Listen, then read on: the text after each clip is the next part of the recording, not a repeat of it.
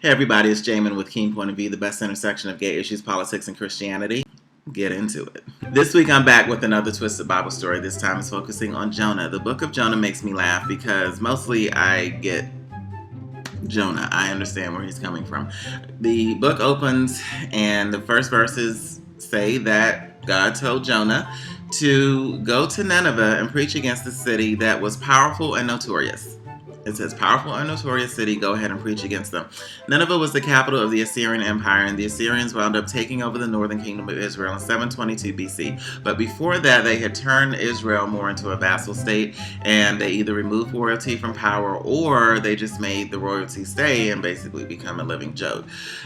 They prided themselves on breaking up families and erasing people's identities, otherwise known as British, Belgian, German, French, Danish, Portuguese, Russian, and Spanish colonialism, and what they did to the indigenous peoples of Africa, Eastern Europe, Asia, and North and South America. Thank you so much, Europe. You've messed up the world royally, and we cannot ever repay you for it. Quiet as it's kept, you really want to know who started the Israeli-Palestinian conflict? Look no further than... Anyway, back to Jonah. The first thing Jonah did when God told him to go preach damnation to Nineveh was to flee. That's right, the Bible does not say he walked, he ran to Joppa, caught a ship that was going to Tarshish, which is on the coast of Spain. Most Hebrews had not ventured out that far west before, but that's where Jonah was willing to go to get away from God and to get away from anyone that knew about God, who would challenge him to get back to God. Why did he flee? Listen, when God tells you to go tell the meanest group of 120,000 people you know who are essentially slaving you in your own home that they're going to die next week if they don't shape up and stop their evil ways, and they just might kill you for kicks and giggles because they are that evil, you'd probably run to a boat and hope to make it to Spain too. I know, I would. Anyway, the story gets better. Jonah does a na na na na na na na, God, I can't hear you, na na na na na, and gets on the boat. He falls into a deep sleep in the hull of the ship full of strangers. The winds pick up, the sea rages. The men call on their gods, hoping that one of them will pick up the phone and take the call, but they're either all asleep or not real or something because the storm continues to rage. But Jonah, dead to the world, deep asleep, he ain't got no worries. He's going to make it to Spain where don't nobody know God, and God won't find him.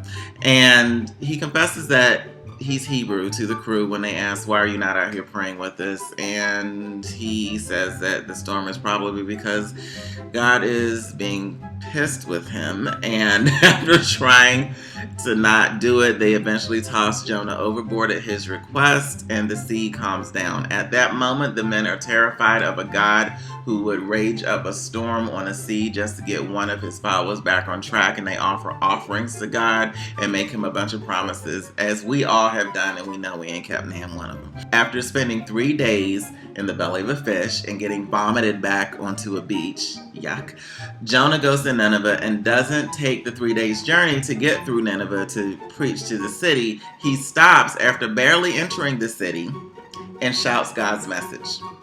This part is hilarious. Jonah is still mad at God and mad with his job. I'm sure he knew he was supposed to go into the city, into the thick of the city, into the town square, and proclaim God's message. But he shouts right past the city gates, gets in good, probably about 10 feet, shouts the message. I was like, all right, I'm out. Peace out. God's message delivered. Y'all take care. And when faced with certain death, it's what a lot of us would do too, but God's message still gets out even if the messenger is acting like a bum. The Assyrians in Nineveh do change their ways and repent, and God spares them. Jonah, however, got mad at God again for sparing them after all the horrible things that they were doing to Israel.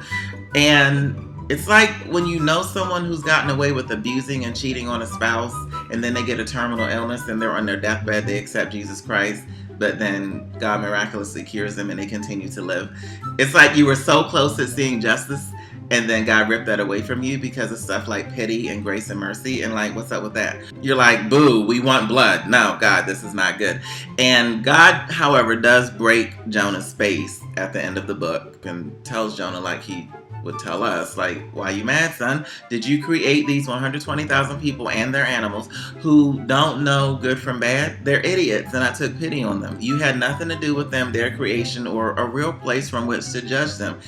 It's really awesome that God is like that, but it also sucks that God is like that when we're sitting there like, so are you gonna get revenge on them for harming me or not? You just gonna show them pity? Oh, okay, I guess. So in closing, I ask you, are you like Jonah or are you more like the annoying nerd who kisses up to God by saying yes to him every single time he asks you to do something? Let me know in the comments. Thank you so much for watching. Don't forget to thumbs up the video and subscribe to the channel. And thanks again for watching and take care.